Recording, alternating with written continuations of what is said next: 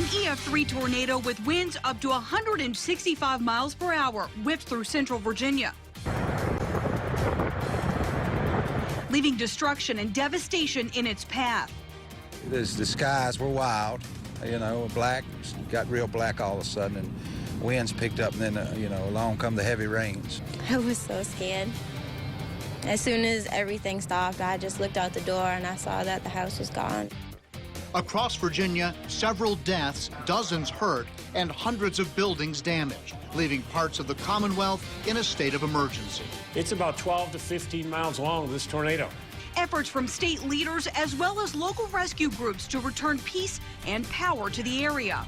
WSLS10 is bringing you team coverage on all the angles of the storm as the recovery process begins. Good evening, and thank you for joining us for WSLS 10 at 5. I'm John Carlin. And I'm Lindsay Ward. The National Weather Service confirms now an EF3 tornado touched down in Appomattox County. Now that makes yesterday's tornado the strongest to ever hit the county. And Governor Terry McAuliffe got a first-hand look at the damage today. His first stop was in Evergreen, where 100 homes are estimated to be damaged or destroyed. And we walked along with him as he assessed the damage, met with the National Weather Service and local people whose homes were damaged. He also toured the damage by helicopter for an aerial view. All of a sudden, you begin to see entire area trees, just literally gigantic trees, just snapped in half. And it goes for 12 to 15 miles, which I was just amazed at the length and the width of this tornado that struck here. The governor actually handed his personal number to victims in case they need assistance, and he says he is asking the federal government for money to help with cleanup costs. WSLS 10's Rachel Lucas was there during his walking tour and spoke with several families who were left with nothing. She joins us now live from Evergreen. Rachel?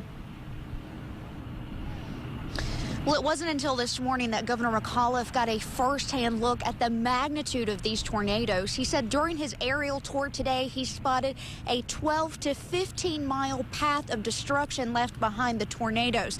Now, I was here today as he walked across these fields assessing the damage. He spoke to several homeowners whose homes were leveled. That includes Tracy Morgan. Now, her mother's house stood here behind us, and she has an incredible story. The day after, families here in Evergreen searched through the rubble of their homes, looking to salvage anything they can. Many houses were leveled. It's now hard to imagine that anyone used to live here, but up close, you'll see small treasures of what these families used to call home. Right there where you see all the cinder blocks, that was her foundation. Joshua Burkett and Tracy Morgan's mother's home is completely gone. Joshua was away at work when the storm hit. Tracy was next door in her home that was also damaged, but that was the least of her worries. They knew their brother was asleep at their mother's home. As soon as everything stopped, I just looked out the door and I saw that the house was gone, and just went into panic mode trying to find my brother.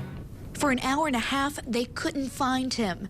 We kept looking, and he got pulled out of the living room and got thrown against the brick house that's right there, and then wound up in a neighbor's house, but he's in the hospital. His dog woke him up, and I guess the walls started to come down, and then he got just torn out of the house. Despite his injuries, their brother was saved, but the family member who saved him didn't make it. And the sad thing is, the little dog that saved his life, we found her dead just a little bit ago. So we've wrapped her up and we're gonna bury her in a little bit. While their family has lost everything, they say they still have a lot to be thankful for. Wow, that some people have nothing, and then I just thank God for what I do have. And it's his birthday, so this is his birthday present, cleaning up this mess. Today's my birthday. Although their possessions may be gone, their brother will make a recovery. And now that the storm has passed, they still have each other. I'm glad my family's whole, so that's all I could ask for. So many things taken for granted. This really makes you look around and know what you have, and it means the world. The community has really come together. We've seen churches, different organizations, volunteer fire departments helping these families pick up the pieces of what's left. They say despite all the damage here, they have a lot to be thankful for. In Evergreen, I'm Rachel Lucas, WSLS 10. That's an incredible story. Unfortunately, we do now know the name of the man who was killed during the tornado in Appomattox County. He was 78-year-old Edward Keith Harris, and he was found near his home on Twin Tunnel Lane about 10 o'clock last night. Harris's family, along with first responders, searched for his body after the storm hit. My husband was extremely distraught. They searched and searched and searched for hours and hours, and he came home and had to rest, and we got word that they found him. His mobile home was destroyed. Now, to prevent further injury, Appomattox County officials are asking people to avoid areas impacted by the storm. They're also reminding you to be aware of loose limbs, down power lines, and debris as powerful winds continue to move through our area today. And uprooted families weren't the only ones searching through the debris today. The National Weather Service was out in Appomattox County surveying the damage. They were carefully looking at the damage to determine the strength of the storm. For more on what the National Weather Service found, we turn now to Storm Team 10 meteorologist Jonathan Keggis, who continues our live team coverage in Evergreen. Jonathan? Good evening, guys. Yeah, the National Weather Service, as you mentioned, was out here in full force, but you don't need me or the Weather Service to tell you how destructive these tornadoes were, at least this one here at Evergreen. As you can see, the damage we've been showing you since last night. They do have a very, very important job, though, and that's how we now know how strong this tornado was. And again, behind me, you can see the destruction. Some of the things that they're looking for, not only the damage of itself, but how sturdy the homes are and what kind of structure it is. Say a mobile home is much more easily damaged than a sound structure, or a wood house versus a brick house. So that's some of the things that the National Weather Service takes into account when they try to determine just how strong that tornado is. After they go along and do the damage assessments, and then they try to find out where the tornado started by looking at radar imagery from when the storm was going on, and then just trying to find where the path started, measuring how long the track was and how wide that track was. In this case, this tornado was about 400 yards wide and about 13 miles long. You can see again the path of destruction that it carved, and again with that rating coming in at EF3 with those winds of 136 to 165 miles per hour, guys. Jonathan, what are we seeing behind you right now? The camera's kind of tight on you, but what kind of damage are you looking at right there from where you're standing? Yeah, if we can zoom out just to give you perspective, this house behind me here made of brick, so one of the more sturdy structures here, but you see the roof is caved in. We were talking about EF1 damage. First thing you look for is maybe shingles blown off, windows blown out. You can see this damage much more extensive than that. We're talking about 110 or so mile-per-hour winds there. That's more EF2. Back in the distance there, we can see the house. That is just completely devastated. The whole second floor blown off, collapsed coming in, and that's some of the EF3 damage that the National Weather Service found today. And again, that's those winds up to 165 miles per hour. Reporting live in Evergreen tonight, Jonathan Keggis, WSLS 10. All right, thank you, Jonathan. And like you said, the National Weather Service has been out all day assessing that damage to determine the strength of the storm that touched down in the area. I'll tell you what, for a complete breakdown of the very latest information, we want to go over to Storm Team 10 Chief Meteorologist Jeff Hanowitz. Jeff? Yeah, guys, what we have put together is kind of a list of all the tornadoes that did fall yesterday. And I want to start off by showing you first and foremost that in addition to the Evergreen tornado, we did have a tornado confirmed near Ararat in Patrick County. That was an EF1, winds of 95 to 105 miles per hour. The path length was 1.75 miles. Of course, Jonathan just said that the Evergreen tornado was an EF3, winds of 136 to 165 miles per hour with a path length of 13 miles. In Waverly, we had an EF1 tornado, winds of 100 to 110 miles per hour. That path length was 9 miles per hour. And we also had an EF3 in Tappahannock yesterday, winds of 140 miles per hour with a path length of 28 miles. I do want to show you some video that was taken by a drone. And one of the things Jonathan was talking about was the survey team. When you see damage from a tornado, generally speaking, you see trees falling in any direction possible, north, south, east, west, okay?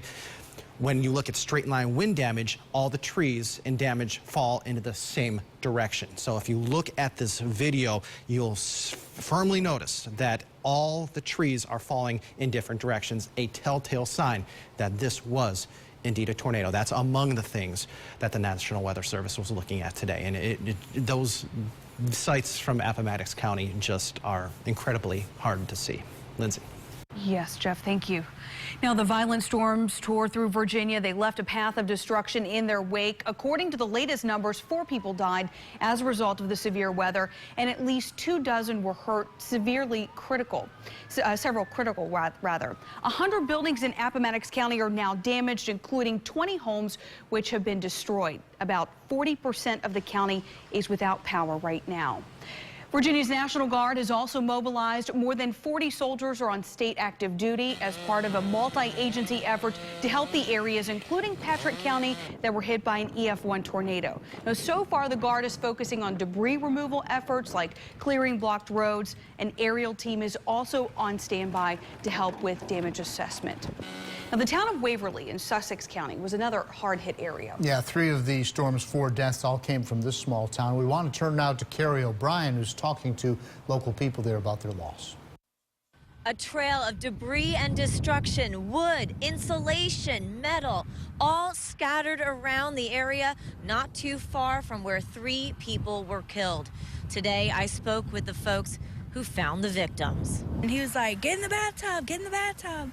And me, her, and the 2 two-year-olds jumped in the bathtub, and he was throwing blankets over top of us. And by the time that happened, he was like, the sheds are gone, everything's gone. It was like less than 45 seconds. Allison Matthews and Aubrey Sen were shocked to see the destruction around their family's home. It happened so quickly. We never got a warning. We never got a siren. It just happened. And then their neighbor, David Root, got word 3 people were missing. When it was done, I came outside and there was a woman walking around here talking about a baby. This trailer we found from a Google image lifted off its foundation with 2 men and a 2-year-old boy inside. It slammed into a church and then was carried about a quarter mile into the woods behind Allison and Aubrey's family home. There's tons of debris from the home scattered all through the woods, up in the trees, and that's when about 6 or 7 of us started going through the woods. I was in water waist deep in the swamp. I mean, we were 100 yards away from the baby. One gentleman was ahead of us, a couple steps ahead of us, and he stumbled. He shouted out he thought he found something, and sure enough, the 2 men were there. As the cleanup continues, crews are on scene trying to restore power to the area. Carrie O'Brien, back to you. Wow, sad story. And we will continue our coverage for you, our team coverage of the tornado recovery throughout our 90 minutes of news tonight. You can also receive updates even when we're not on the air. You can download our Storm Team 10 news and weather apps, or you can visit us online at WSLS.com for the latest conditions. All right, still ahead tonight on WSLS 10 at 5 o'clock. The top GOP candidates are stopping in the Roanoke Valley as part of their path to the presidency. The newest White House hopeful to announce a visit.